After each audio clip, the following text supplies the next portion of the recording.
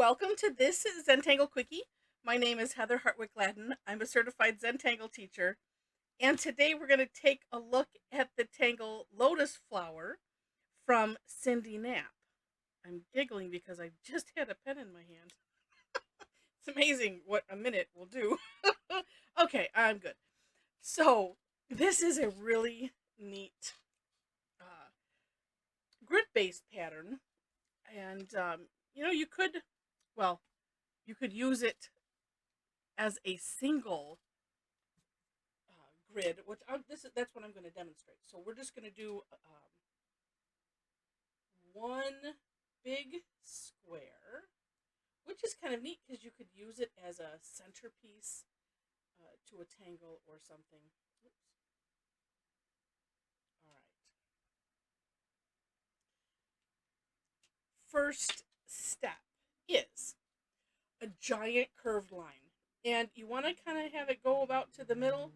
Um, I just eyeball it. If you feel the need to um, do something like, I don't know, sorry, like, put a little dot just to aim for, but a nice big curve line. It doesn't like mine kind of comes a little bit to a peak, and that is perfectly okay. And then have the other side just touch it like that. It's a little more difficult doing it big like this when it's on a smaller grid, which I'll show you in a little bit.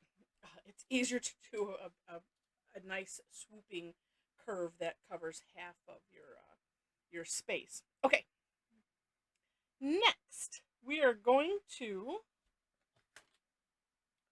put some straight lines coming right out of the center, and you can have these. I like the center one a little taller. The other one's not as tall. We're going to put a little orb on the ends of those, and then coming down this side as well.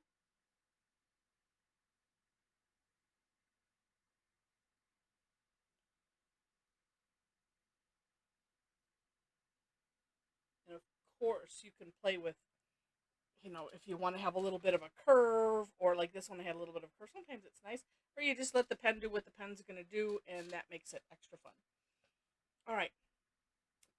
The next step is we're going to put three tethered orbs, or you could think of it as a flux shape or a like a teardrop type shape.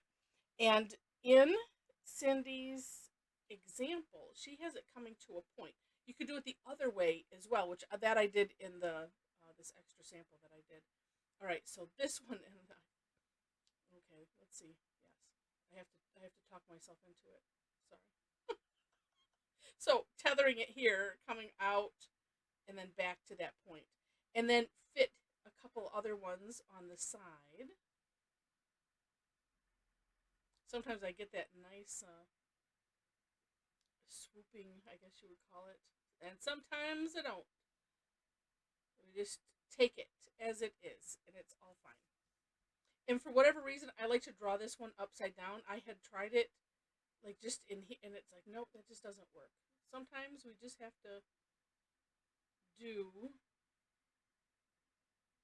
do as we do. We figure out what works best and stick with it. If it ain't broke, right? For some reason, these side ones, I don't have the same. Although you could just bring that center point out and it'll look similar. And I'm not looking at hers at the moment. You can have these angle out a little bit, I suppose. Like that. Up to you, of course. All right. Then, let's see. That is basically it. Like I said, she does show a grid pattern. And then also, I was looking at her sample, which in the For More Inspiration link, you will see, looks like at least one sample of Cyndi's work. And, oh, no, I'm sorry, there's a couple other ones. And they are rather neat. So here's some things that you can do with this. If you want to decorate it, of course you can. I'm just going to start with just one line. On my step out, I put a bunch of lines, and I don't know if I'm really liking that or not. I'm thinking 3 is nice versus a whole bunch. You can see what that looks like. Oh yeah, see that looks cool. Now, if you want to shade, well, no, I'm debating on the shading. Let's do it like she has it here. Let's just do some. We'll accentuate that in the center. So just putting some graphite in there, and then let's.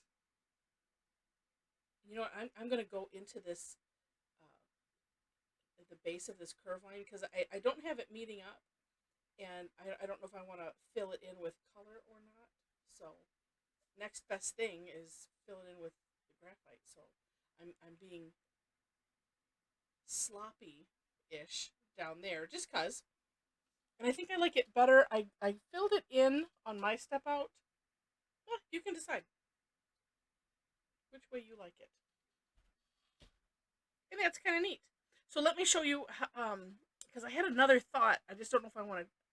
It's not a completed thought, I suppose.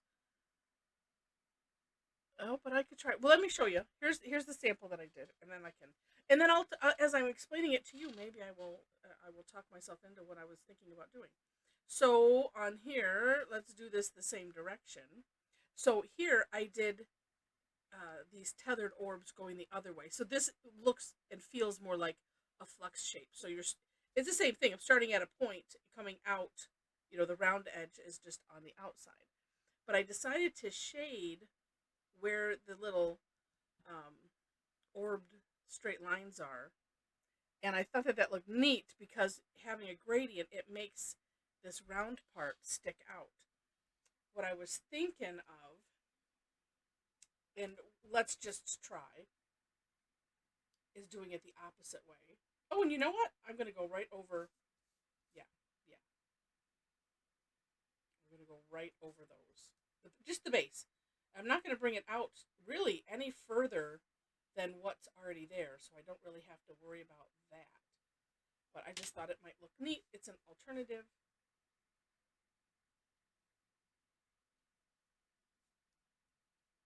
Because when you have like you have the nice crisp line here and then the gradient on the other side, I just think that effect looks really, really cool.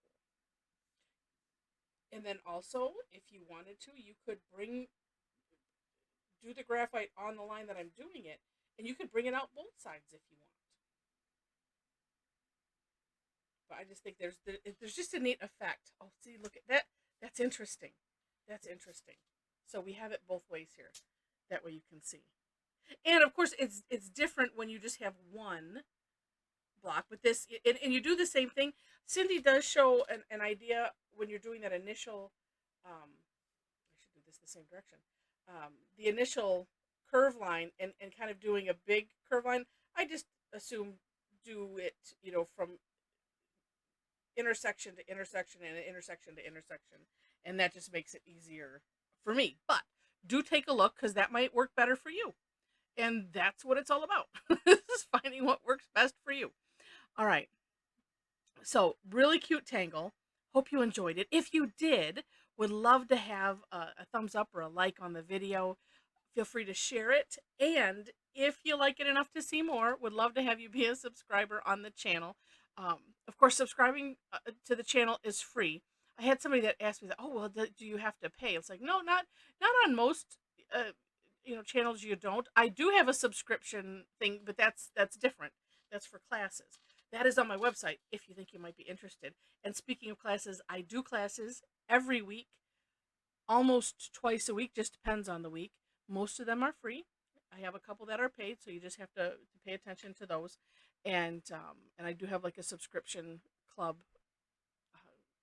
model that you can subscribe to if you wish to. But come check us out for free. We have a lot of fun exploring tangles and and sharing our results. And like I said, it's a lot of fun. Would love to have you join us. That information is below the step out links. So my website and then also Facebook group. We have a nice community there where we show our work from these daily tangles as well as stuff from classes and and other things. So would love to have you join us. You can't have too many friends that tangle. And with that, thanks so much for watching, and I wish you happy tangling.